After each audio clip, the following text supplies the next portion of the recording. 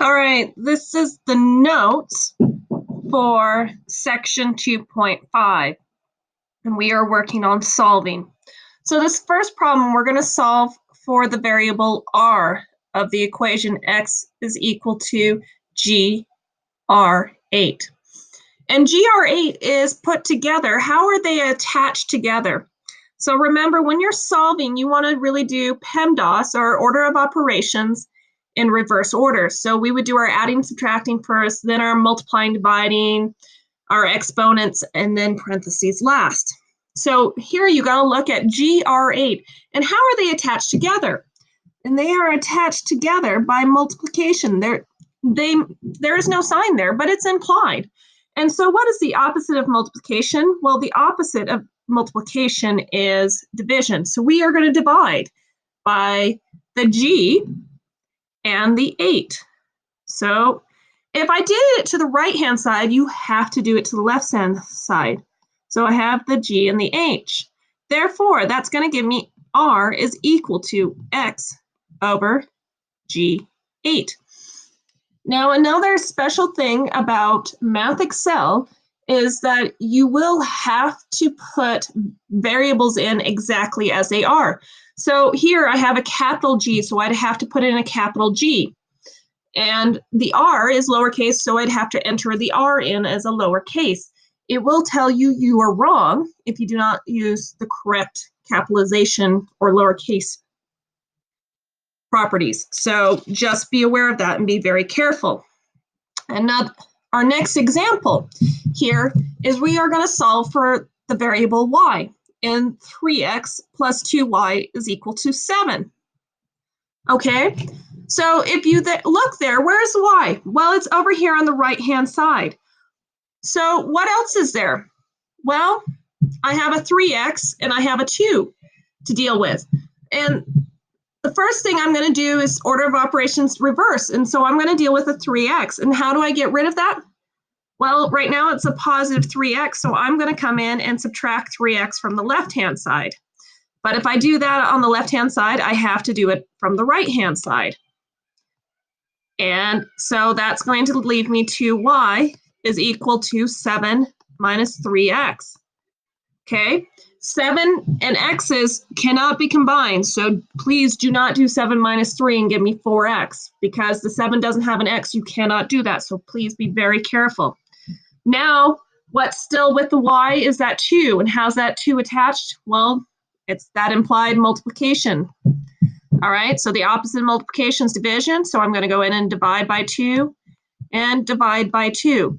Therefore, that tells me y is equal to 7 minus 3x all over 2. Okay, and this is another something that will be a little bit difficult within Math Excel. So you might want to put the division bar in first, then type in 7 minus 3x on top, all over 2. Because if you first start typing in 7 minus 3x and then hit the division sign, only the 3x will be divided by 2. So you may want to put the division sign in first. Okay, on to our next problem. We're going to solve for s, and q is equal to r plus rst. Okay? The first thing I'm going to get rid of is that individual r, and that is a positive r, so I am going to subtract r from the right-hand side, and because I do it to the right-hand side, I have to do it to the left-hand side. So that'll give me q minus r is equal to rst.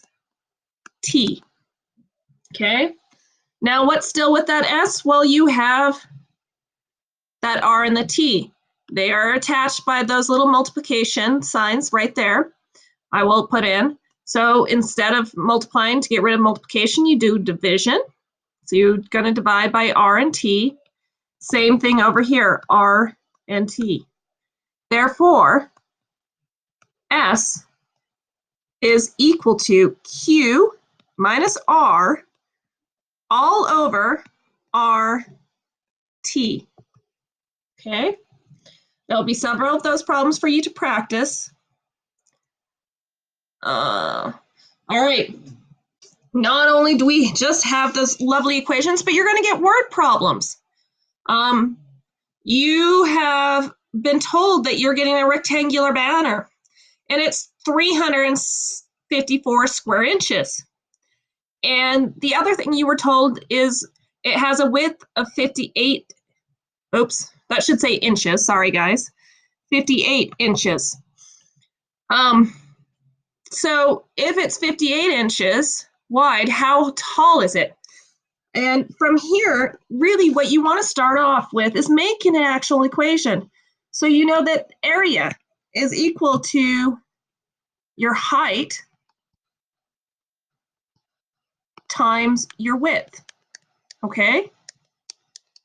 Okay, do I know my area?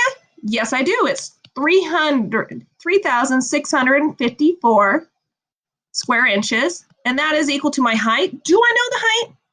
No, I do not. So let's give it a variable. More often than not, we give it the variable x. You can make it anything you want. So you're going to have x times, what's our width? 58.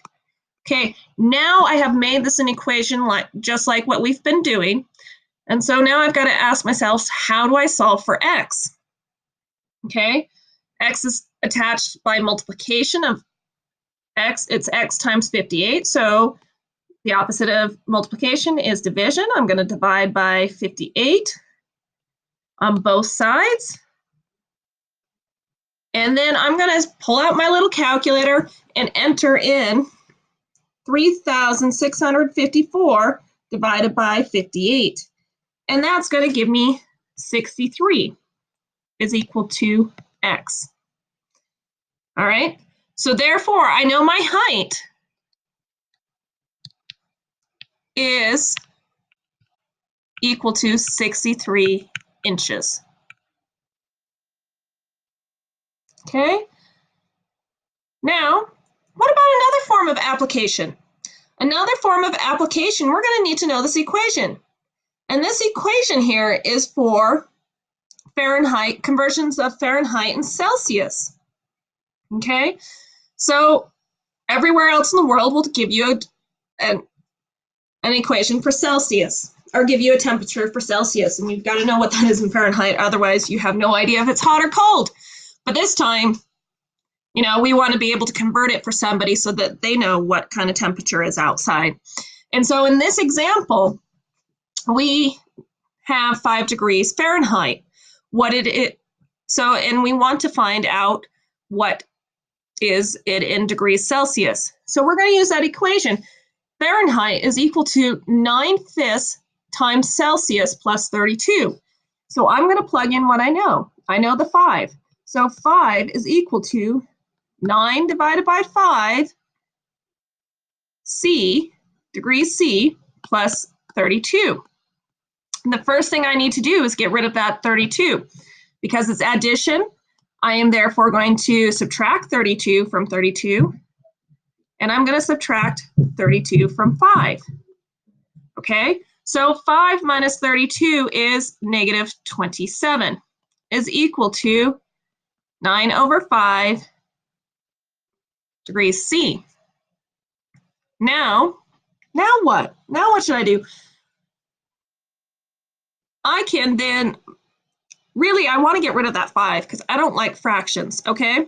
And so the denominator part of the fraction is the same as a division. So the opposite of division is multiplication. So I'm going to multiply this side by 5 and this side by 5.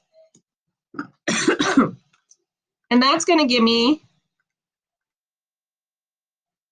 135 negative is equal to 9 times degrees Celsius.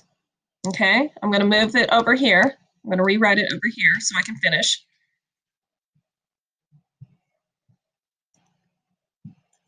And that is equal to 9.